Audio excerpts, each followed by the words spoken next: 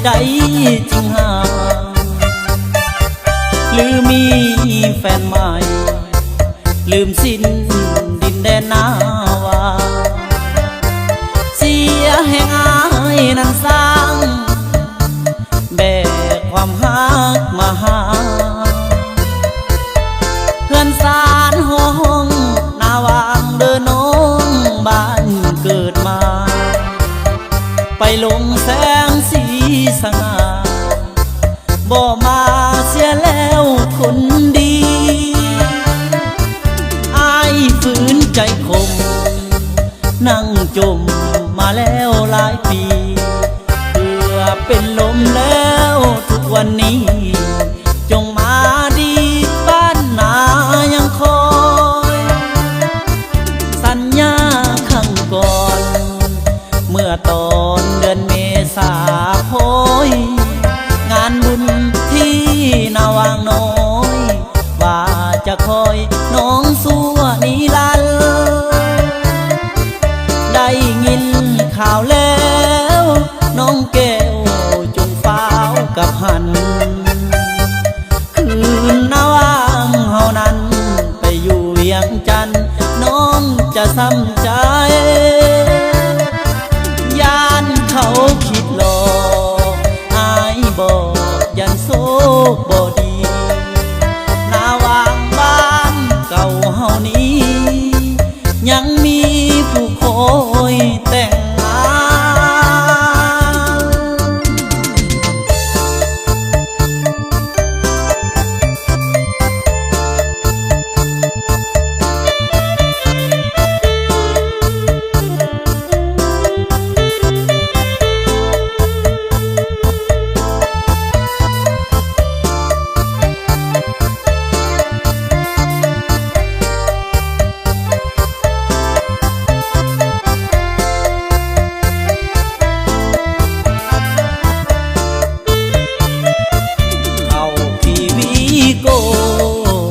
แต่ตัวคอยขี่เวฟจี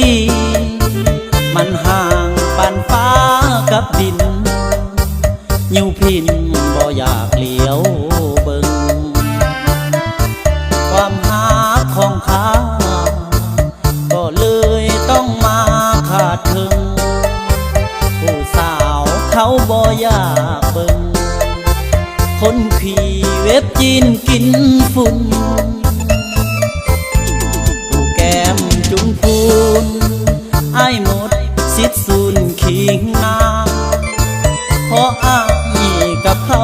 มันตาเลยหมดหนทางสิมุนเขามีเงินหลายก็เลยได้หอมแก้มเนื้ออุ่นคนขี่เว็บจีนกินฝุ่นน้องเลยบ่มาหัวซาต้องนั่งก้มหน้าน้ำตาไหลลงยาวยาวแนมเบิ่งผู้สาวไปขี่วีโกลูลาคนที่เฮาหาเขาหนีจากต่อหน้าต่อตา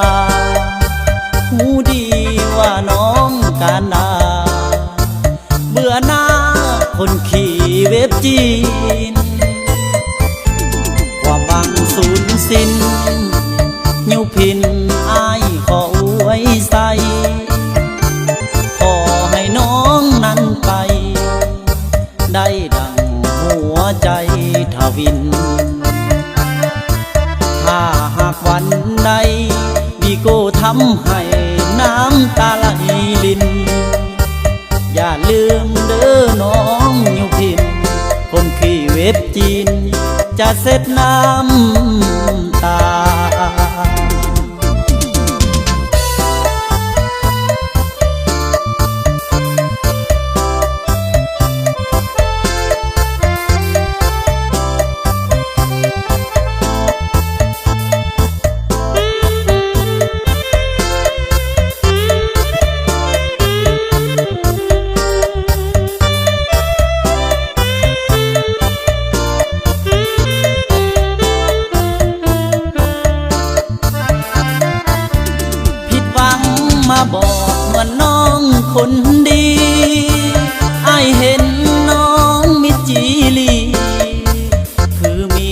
ปัญหาหัวใจ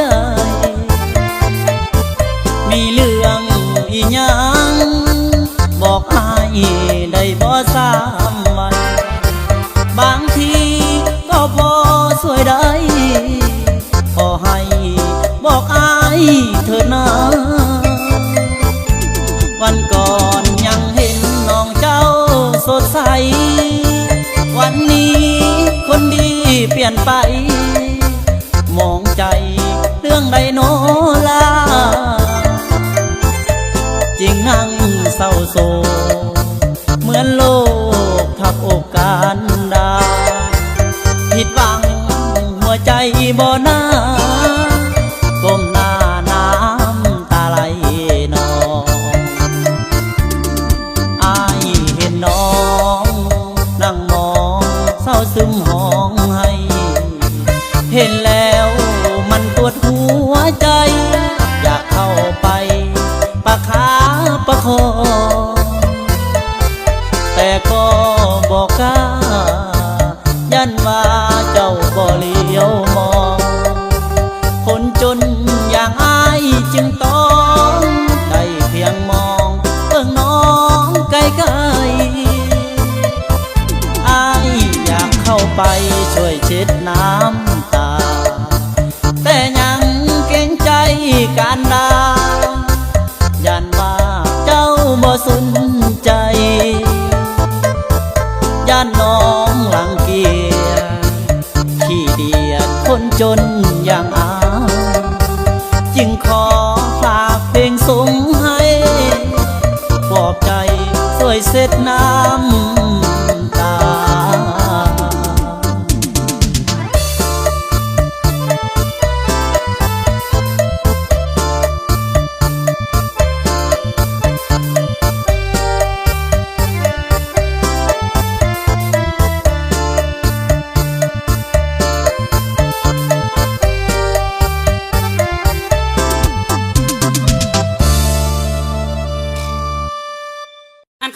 ข้อโศกอันนี้แหละลำเส้ต้องมีคนหักเปลี่ยนใจได้ตามธรรมดานั่นหันนะ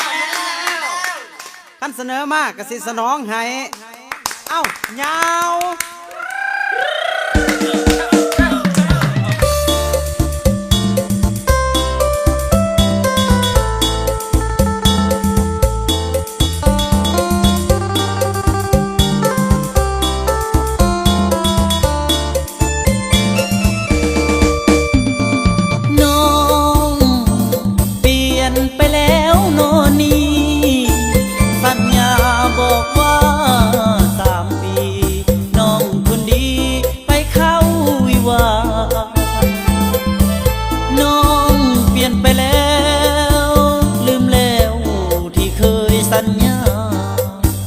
บอกว่าหากสัวดินและฟ้าต้องมาเจ็บซ้ำหัวใจปีนี้นั้นสงกรานต์ผ่านไปแล้วนะคนรวยนั่นโนเข้ามาสู่ขอน้องไปอายมีแต่หาทุกอย่างด้วยใจถึงว่าหากเป็นไปบ่ได้หัวใจหักน้องเหลือเกินน้องนั้นเมินส่วนเกินคืออายคนเศร้าบ่ปากบ่เว้าให้คนหักเข้ามันคงอายจนเช่นนี้คนดีจริงลืมอายลงหากศาสนามีบุญอยู่ส่งเฮาคงจะได้พบกันน้ำตาไหลลงแก้มสองตาอายได้แต่แนมแก้มแดงไปเข้าวิวาเอาผัวไปแล้วให้มีความสุขเธอนาคนพ่ายแพ้น้ำตาน้องนาน้องวิวา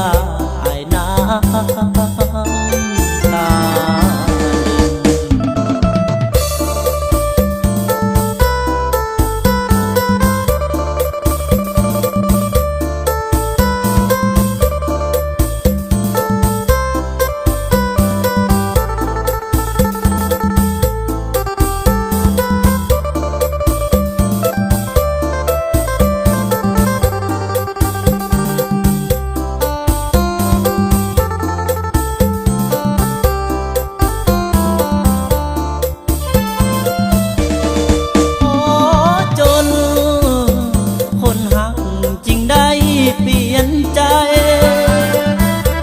เขาตัดเยื่อใยเพราะเขาเห็นอายนี่บ่มีหยังยากจนเหลือแสนแฟนก็เลยชิงสั่งเจ้าเปลี่ยนใจไปหาคนห่างคนบ่มีหยังน้องเมื่อเสียแหงที่ทุ่มเทให้น้องต้องมาเศร้ามองในเมื่อเนื้อทองแยกทางห่างเหินทั้งเจ็บและอายที่กายมาเป็นส่วนเกินหากกันแล้วผ่านมางเมื่อย้อนเงินเท่าแก่มาทมเจ็บนี้คนดีบ่ต้องเป็นห่วงถึงน้องนั้นลวงให้อายซ้ำสวงขึ้นคมกะบ่เป็นหยังบ่ได้เกียดสร้างแอวกลมถึงใจอายจะลาทมที่หางเอวกลมนั้นต่อไปน้องเอ๋ยเจ้าจงฟังให้ดีผู้ชายคนนี้ยังหาคนดีด้วยความห่วงใยหากเขาปล่อยวางแยกทางห่างเหินน้องไปบอกอายแน่เด้อสามไว้อายเต็มใจเป็นตัวสำหอ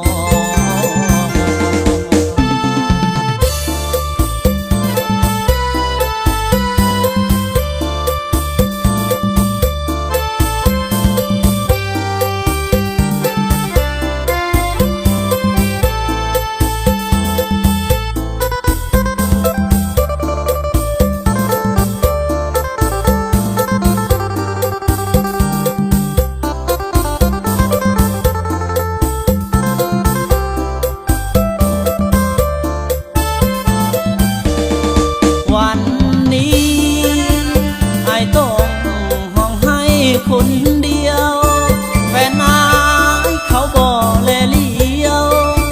ท่องเที่ยวเหมือนวันที่ผ่านหยาดน้ำตาโศกาอาบหน้าทั้งวันเพื่อนเขาแต่งงานกันเจ้าสาวคนนั้นแฟนเฮานี่นาแฟนหาของอายเพื่อนได้เอาไปคู่ควงแม่ย่อสามใบเศร้าใจเมื่อเห็นต่อหน้าย้อนว่าเฮาสองเพื่อนปองดองหักแพงกันมาเห็นแล้วอายจริงลบหน้าแอบเช็ดน้ำตาบ่เศร้าเจ็บดังนี้กีดกลางดวงใจต้องทนให้ขวัญใจเป็นของเพื่อนเฮาอายนี้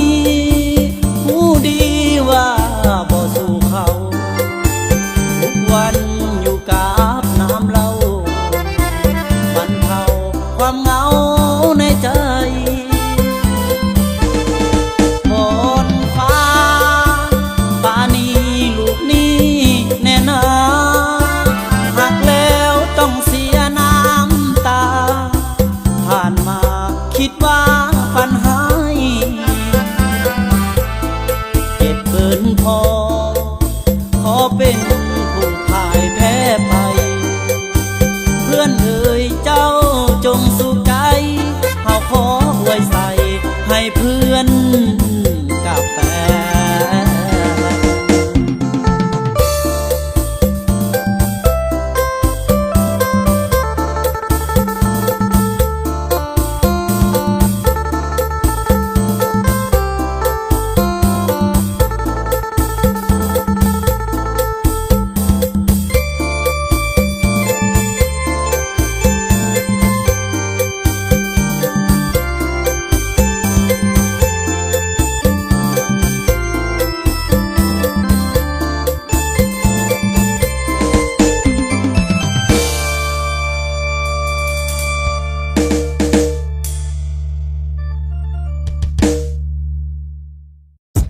มวนมามั่นนำกันต่อพี่น้องกับหลายๆผลงานเพลงดังของหนุ่มลำเซ่เชิญพี่น้องยองน้ำกันเล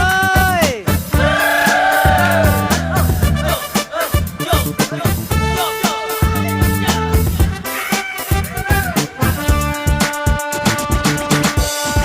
ยุคปัจจุบันมันบ่คือแต่เก่าเด็กน้อยผู้เฒ่าเขาก็มีมือถือผู้ใหญ่ผู้กลางไปตามทางเขาเอาลือถ้าว่ามีมือถือคือทันสมัยแท้โน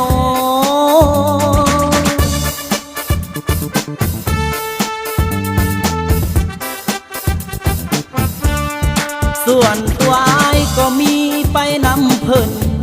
ถึงบ่เติมเงินก็ยังแพงไว้แขวนคออีกอยากอาโลอยากโทรแต่เงินบ่พออ้ายมีคนบ่รอแต่ก็พอได้แจกเบอร์โทร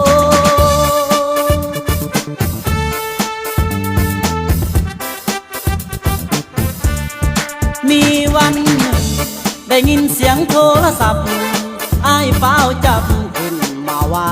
อะโหลเสียงหวานหล่อซ้ายคือสีงามพาลูถามว่าไผโทรปัดโทรเสียงสอดแซวแซว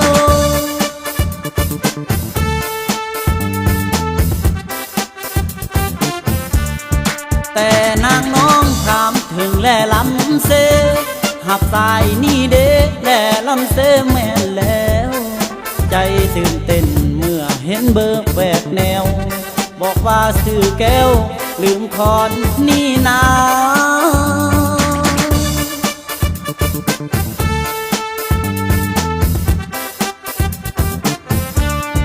ว้าวอยู่ดนจนว่ามือถือฮอนน้องแก้วลืมคอนนัดให้อายไปหาคิดอยู่ในใจจะเป็นจังใดได้หน้าตาแอบคิดในใจคงงามวิไลโสภาเห็นแล้วเกือบป่าโอ้ยมาขี้หายพาโลโอ้ยสวยสวยสวย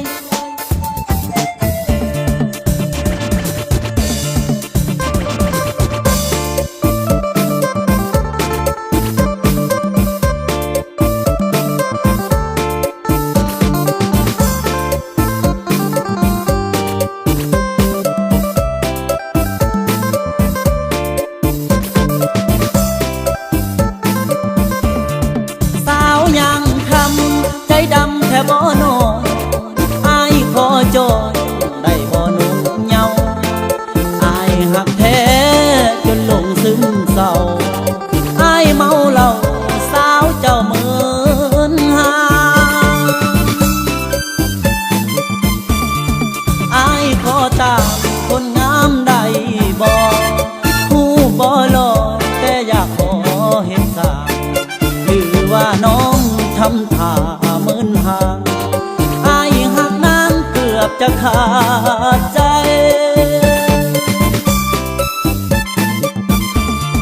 บ่าวผู้ไทยหัวใจเกินลอยใจเกินลอยแท้ได้คนดีหรือว่าน้องอยากหังอยากมีข่าวคนดีเขา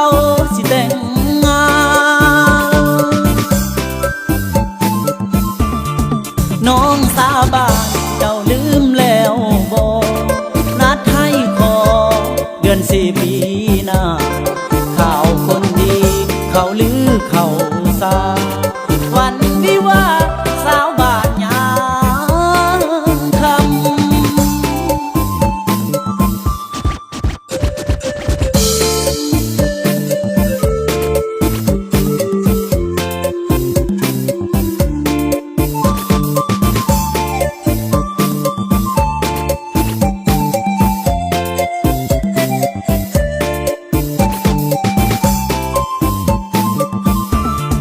ได้ยินข่าวว่าสาวงามจอมเพชรแถวหลัก7ทางไปท่าเดือส่งเขาเว้าว่าเจ้างามเหลือเสือเห็นดำเถื่ออยากได้น้องเมื่อควงแขนนัดครั้งแรกพบกัน3 แยกที่นายโมไปบอกโอ้กินปิ้งเอ็นเป็นแฟน กะแลมโจแอนเว้าเป็นแฟนบ่อยากเป็นแฟนน้องแหงแหงอายอยากอยู่เป็นคู่น้องกันดาไปหาหน้านั้นหนาตอนฝ่าคำยามแลง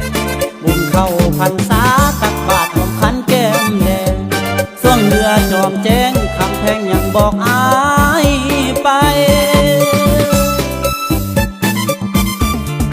สาวจอมเพชรอย่าเฮ็ดให้อายซอกซ้ำ